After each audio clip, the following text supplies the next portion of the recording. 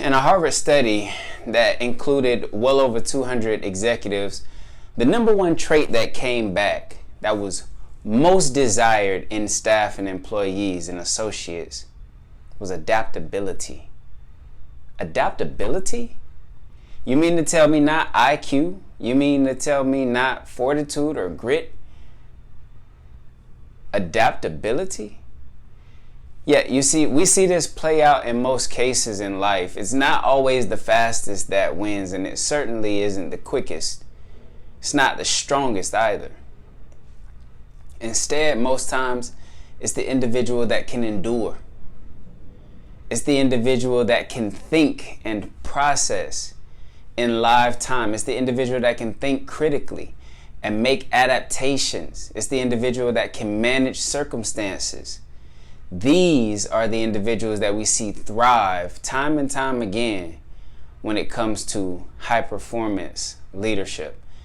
And so a question as we jump into segment 4 of the impact method is, what is your scale of adaptability? So obviously A stands for attitude of adaptability, and you are tuned in to another high performance leadership masterclass. And I am Marq Neasman. Thanks so much for following me on this series. I hope you have enjoyed listening and hearing and receiving as much as we have enjoyed giving. This has been a blast. And today isn't going to be any different as we dive into this critical component, probably one of the most important, no question about it. It's one of the most important words in the impact method. Every one of them is important. Every one of them builds on each other.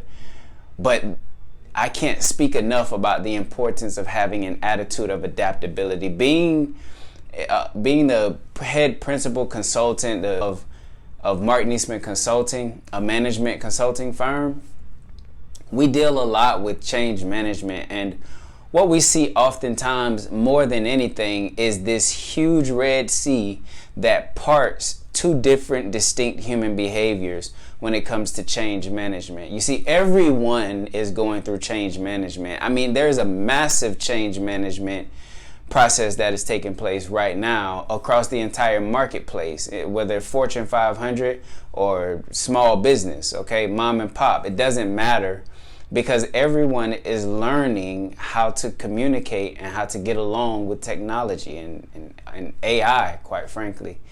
And this is something that we all see as a superpower that we can take and adapt in our business to help us be more efficient.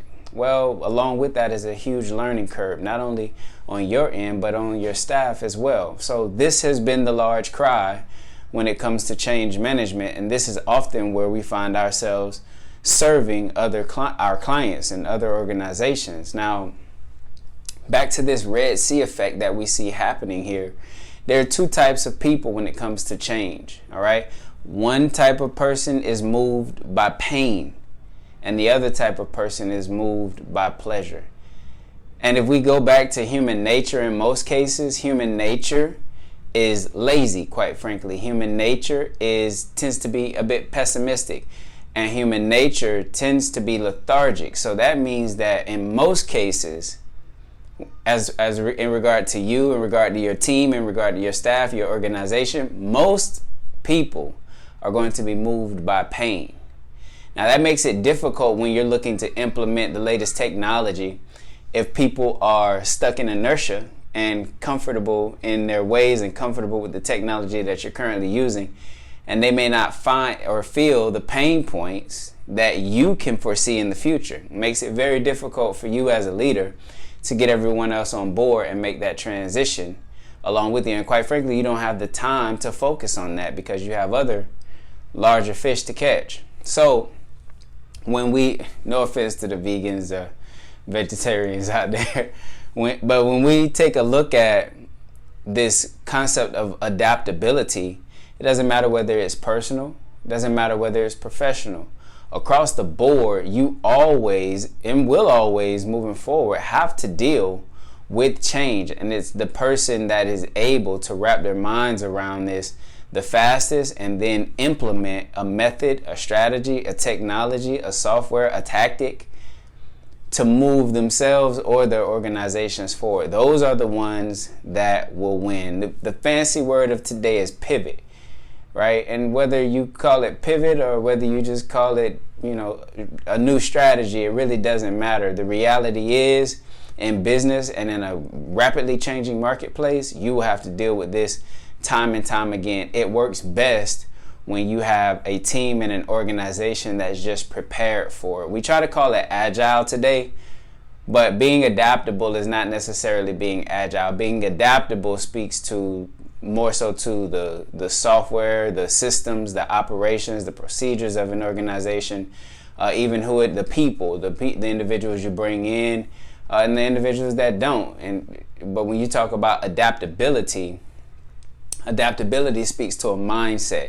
It speaks to your ability to master a skill set that may not be a strength. It speaks to your willingness and your fortitude to move forward and create alternative opportunities, both for you and for your team, that otherwise may not have existed, because you never stopped learning and you never stopped growing.